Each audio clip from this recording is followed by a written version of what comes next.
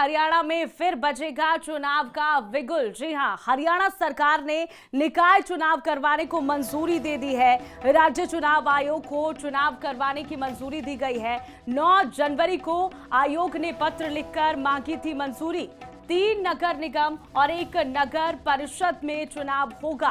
तो बड़ी जानकारी चुनाव से जुड़ी सामने आ रही है। 3 नगर पालिकाओं सहित कुछ जगहों पर उपचुनाव होना है, जिसको लेकर ये बड़ी घोषणा कर दी गई है। 3 नगर निगम और 1 नगर परिषद में चुनाव होगा। बड़ी और खास जानकारी आप सभी को दे रहे हैं।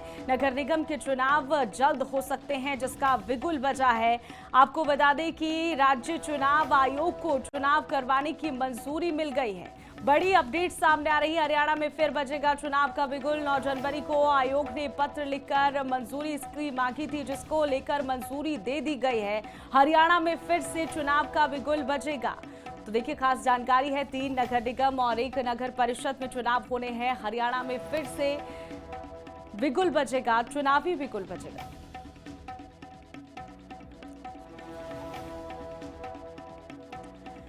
खास जानकारी, हरियाणा में फिर बजेगा चुनाव का बिगुल। इस पर ज्यादा इंफॉर्मेशन के लिए हमारे साथ संवाददाता मृदुल जुड़ चुके हैं। मृदुल, क्या कुछ जानकारी है? नगर निगम के चुनाव होने हैं, इसको लेकर मंजूरी दे दी गई है, क्या इंफॉर्मेशन सामने आई है?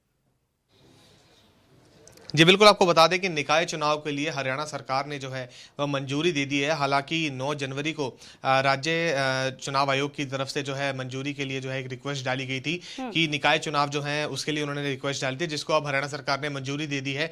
आपको बता दें कि 3 जगहों पर जो है नगर निगम चुनाव होने वाले हैं, जिसके अंदर अंबाला, पंचकूला और सोनीपत जो है वहां पर नगर निगम के जो है चुनाव होने हैं।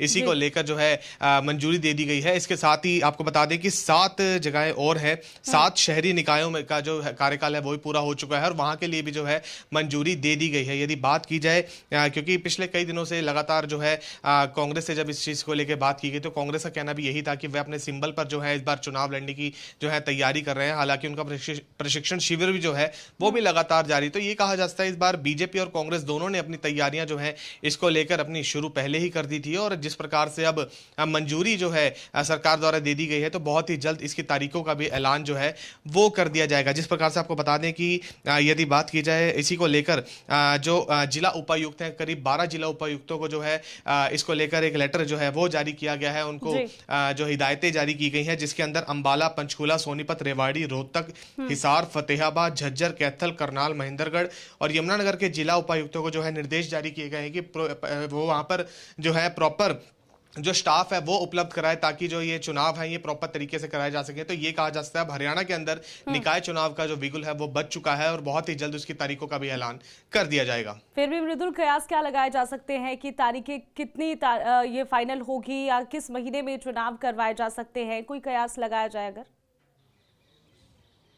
जी बिल्कुल, यदि तारीखों की बात की जाए तो तारीखें जो है करीब ये अंदाज़ा लगाया जा रहा है कि तारीखें करीब मार्च के एंड में या फिर जो अप्रैल की स्टार्टिंग के अंदर जो है ये चुनाव जो है करवाए जा सकते हैं। ये कहा जा सकता है बहुत ही कम समय जो है अब वो उसके लिए रह गया है। लेकिन देखने वाली बात ये रहती है कि राज्य चुनाव आयोग जो है वो इसको लेकर क्या कुछ तारीखें निकालता है, ये देखने वाली बात रहेगी। लेकिन जो अभी कयास लगाए जा रहे हैं वो यही लगाए जा रहे हैं कि मार्च का एंड या फिर अप्रैल के स्टार्टिंग के अंदर जो है ये चुनाव कराए जा सकते हैं। जी चलिए, शुक्रिया मृदुल तमाम जानकारी के लिए। तो देखिए, खास जानकारी है, चुनाव होंगे हरियाणा में फिर से बिगुल बज चुका है।